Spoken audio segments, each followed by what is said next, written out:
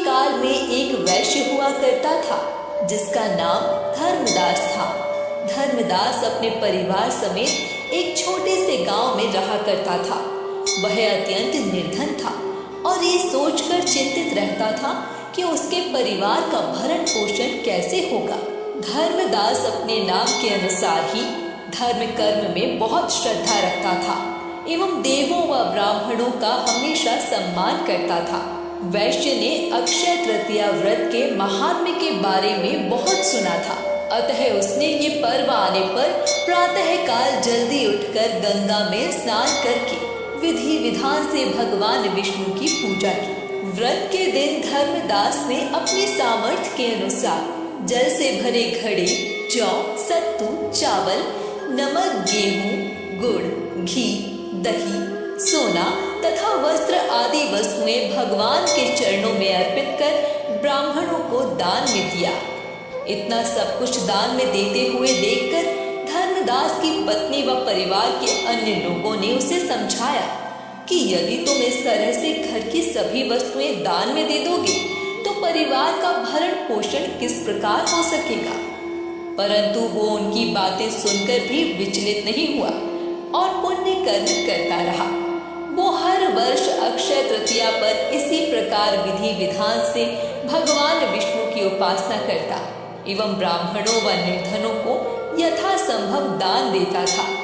यहाँ तक कि जब धर्मदास वृद्ध हो गया और रोगग्रस्त रहने लगा तो भी उसने धर्म कर्म करना नहीं छोड़ा। मान्यता है कि अक्षय तृतीया पर भगवान विष्णु की उपासना के प्रभाव एवं दान पुण्य के कारण ही धर्मदास अगले जन्म में कुशावती नगर के अत्यंत प्रतापी राजा हुए। राजा को अपने ऐश्वर्य व वैभव पर कभी अभिमान नहीं हुआ और ना ही वो कभी धर्म के मार्ग से विचलित हुए।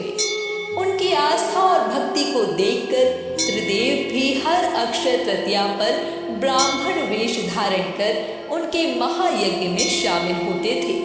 ऐसी मान्यता है कि यही राजा अपने अगले जन्म में भारतवर्ष के महान सम्राट चंद्रगुप्त के रूप में जन्मे थे। अक्षय तृतीया से जुड़ी एक और प्रचलित कथा के अनुसार सुदामा जी इसी दिन भगवान श्री कृष्ण से आर्थिक सहायता मांगने के उद्देश्य से द्वारिका गए थे, किंतु संकोचवश वो कृष्ण जी से अपने मन की बात नहीं कह सके। हालांकि भगवान श्री कृष्ण ने अपने मित्र की चिंता को भली भांति भांप लिया और सुदामा के घर पहुंचने से पहले ही उन्हें धन धान्य से परिपूर्ण कर दिया। भक्तों, इसी दिन के महत्व से जुड़ा एक और प्रसंग महाभारत में मिलता है कि अक्षय तृतीया के दिन ही भगवान सूर्य देव ने पांडवों को अक्षय पात्र भेंट किया था। यह एक ऐसा दिव्य पात्र था जिसमें कभी भी भोजन समाप्त नहीं होता था। इसी प्रकार भगवान विष्णु ने धर्मदास पर अपनी कृपा की। उसी प्रकार जो जातक अक्षय तृतीया के पावन पर्व पर व्रत एवं दान पुण्य करता है, वह इससे जुड़ी कथा का श्रवण करता है, उसे धन, ऐश्वर्य व अक्षय पुण्य की प्राप्ति होती है। हमारी कामना है कि आपका अक्षय तृतीया का दिन सफल हो और भगवान विष्णु का संपूर्ण आशीर्वाद मिले। अक्षय तृतीया हर वर्ष वैशाख शुक्ल पक्ष की तृतीया तिथि पर मनाया जाने वाला एक पर्व है। माना जाता है कि इस दिन ही भगवान विष्णु का नर नारायण अवतार हुआ था, इसलिए इस दिन विष्णु पूजा का विशेष महत्व है। कहा जाता है कि इस दिन किए गए स्नान, दान, जप, तप आदि कर्मों के फल जन्म जन्मांतर तक आपके साथ रहते हैं, यानी इस दिन किए गए पुण्य कर्मों का फल अक्षय हो जाता है। यही कारण है कि इस पर्व को अक्षय तृतीया के नाम से जाना जाता है। तो चलिए अब जानते हैं कि अक्षय तृतीया का महत्व क्या है। अक्षय तृतीया के दिन अबूझ मुहूर्त होता है, इसलिए इस दिन सभी तरह के शुभ कार्य किए जा सकते हैं। इस तिथि पर गंगा स्नान करने का विशेष महत्व है। ऐसी मान्यता है कि जो भक्त अक्षय तृतीया पर गंगा स्नान करते हैं उन्हें सभी पाप कर्मों से मुक्ति मिलती है। अक्षय तृतीया पर पितरों के श्राद्ध का भी विधान है। इस दिन लोग अपने पूर्वजों के निमित्त गेहूं, जौ, चने, सत्तू, दही, चावल व दूध से बनी सामग्री का दान करते हैं। इस दिन किसी तीर्थ स्थल पर जाकर अपने पितरों के नाम से श्राद्ध व तर्पण करने एवं ब्राह्मणों को भोजन कराने का भी विशेष महत्व है। इस दिन सोने की खरीदारी करने से घर में संपन्नता आती है और कभी भी धन धान्य की कमी नहीं होती है। पौराणिक मान्यता के अनुसार अक्षय तृतीया के दिन से ही त्रेता युग की शुरुआत मानी जाती है। अक्षय तृतीया पर ही हयग्रीव एवं भगवान परशुराम का भी जन्म हुआ था।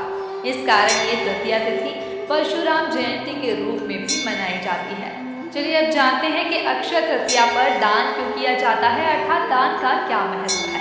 अक्षय तृतीया पर बच्चों को दूध से बने खाद्य पदार्थ जैसे दही, मिठाई, मक्खन आदि का दान करना चाहिए।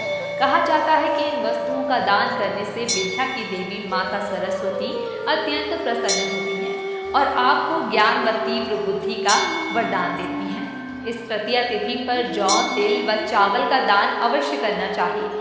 ऐसा करने से आप पर माँ अन्नपूर्णा की विशेष कृपा होती है और कभी भी अन्न आदि की कमी नहीं होती है।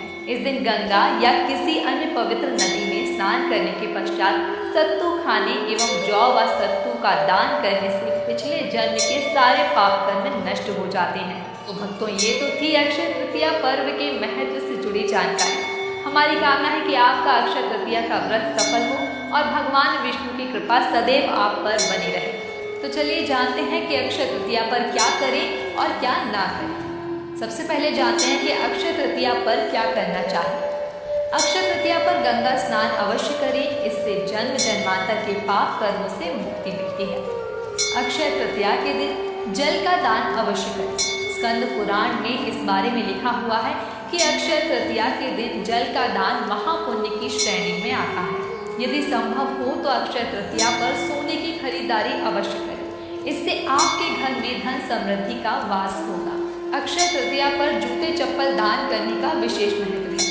इसके पीछे ऐसी मान्यता है, वैशाख महीने में गर्मी अधिक होती है, इसलिए इस पर्व पर चप्पल जूते का दान अत्यंत उत्तम माना जाता है। अक्षय तृतीया पर जौ एवं अन्न का दान अवश्य करें, इससे नवग्रह शांत होते हैं और सभी देवताओं का आशीर्वाद मिलता है।